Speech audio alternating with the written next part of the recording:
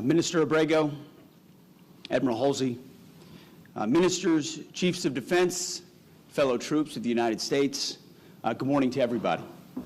It is great to see all of you again. Got a chance to spend time with many of you last night. It's a privilege.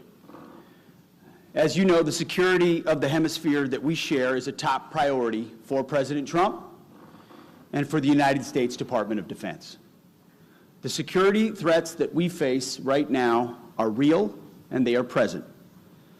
But together we are making progress to stop mass illegal migration from around the world.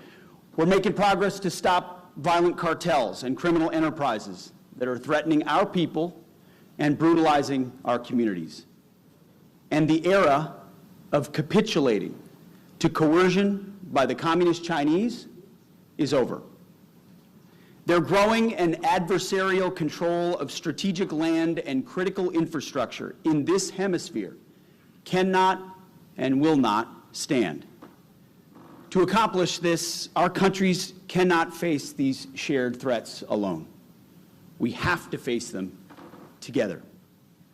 America will confront, will deter, and if necessary, defeat these threats alongside all of you, our close and valued partners.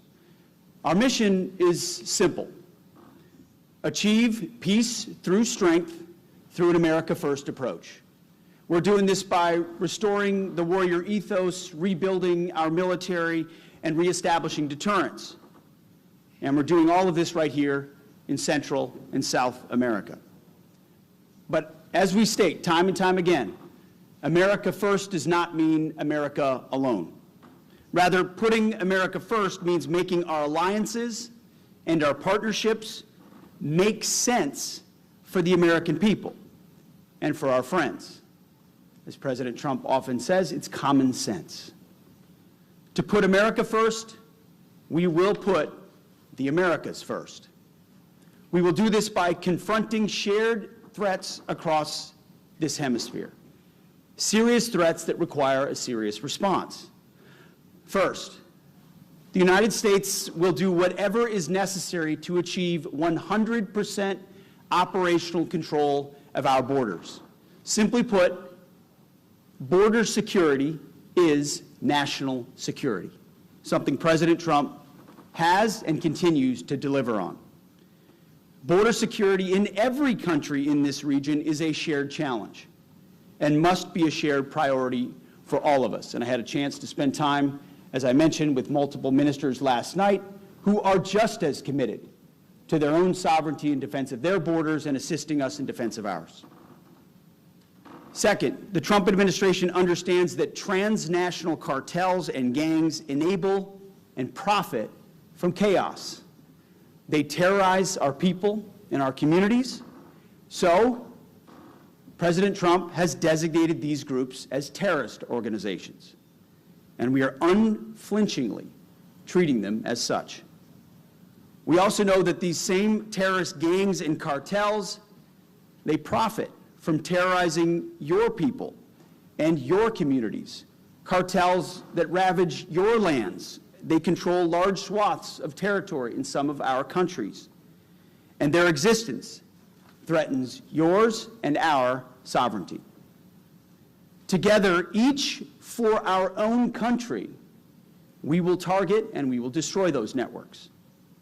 And thank you again to every leader in this region cooperating with the United States to stop mass illegal migration and to accept returning migrants to your countries. And third, as we look beyond our hemisphere, we have to recognize the threat that China poses to our countries, to our people, and to peace in this region. China-based companies are capturing land, critical infrastructure, and strategic sectors, such as energy and telecommunications. China's military has too large of a presence in the Western Hemisphere. They operate military facilities and ground stations that extend their reach into space. They exploit natural resources and land to fuel China's global military ambitions. China's factory fishing fleets are stealing food from our nations and from our people. Make no mistake, Beijing is investing and operating in this region for military advantage and unfair economic gain. We do not seek war with China, and war with China is certainly not inevitable. We do not seek it in any form. But together, we must prevent war by robustly and vigorously deterring China's threats in this hemisphere. President Trump has made it clear that the Panama Canal and the canal areas cannot and will not be controlled by China. We are working closely with our partners in Panama to secure the canal and advance our mutual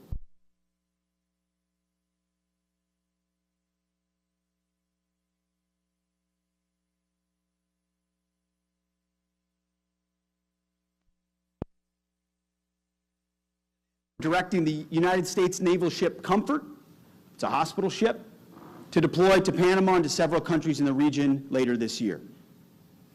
We're also expanding training, military training, increased military education and exchanges, and conducting more robust joint exercises. We're going to increase cooperation to deter threats, to seize opportunities, to bolster our shared defense. That's what CENTSEC Panama 2025 is all about. Friends standing shoulder to shoulder with friends. That's a reason I'm proud to be the first Secretary of Defense to attend CENTSEC, the first to be in Panama in over 2 decades.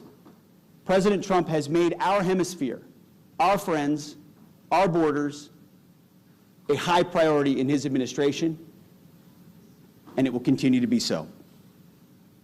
Like all of you, the United States wants a hemisphere of secure, prosperous, and sovereign nations. This is not globalism or interventionism. Instead, this is a golden age of shared national interests. We want this to be a golden age for our countries and for this hemisphere. We want, in short, to also make the Americas great again. Together, we will secure a prosperous and peaceful region for our people and a promising future for our kids and for our grandkids.